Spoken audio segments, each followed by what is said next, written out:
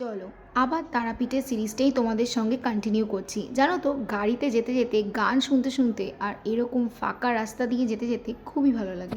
দেখতেই পাচ্ছ চলে এসেছি কিন্তু বক্রেশ্বরে। তোমরা এখনো বুঝতে পারোনি, অবশ্য দেখালে তোমরা নিশ্চয়ই বুঝতে পারবে।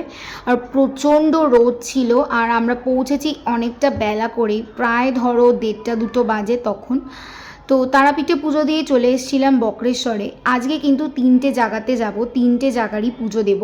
পরের পার্টটা কিন্তু আরেকটা শক্তিপীঠ, সেটা তোমরা দেখতেই পাবে। তো এখানে কিন্তু পৌঁছে দেখো মা আর মাসিরা কিন্তু পোজ দিচ্ছে ফটো তোলার জন্য। আর এখানে যেটা মেন অ্যাট্রাকশন সেটা হচ্ছে উষ্ণ প্রস্রবণ। দেখতে পাচ্ছ জলটা ফুটছে আর ধোয়া উঠছে, এটা কিন্তু আপনা আপনিই জলটা ফুটছে। এটার কিন্তু কোনো আর্টিফিশিয়াল কোনো ব্যাপার না, পুরোটাই ন্যাচারাল ব্যাপার। সবকটাই এক একটা কুণ্ড, 7টা কুণ্ড রয়েছে, মেবি আমি ভুলে গিয়েছি।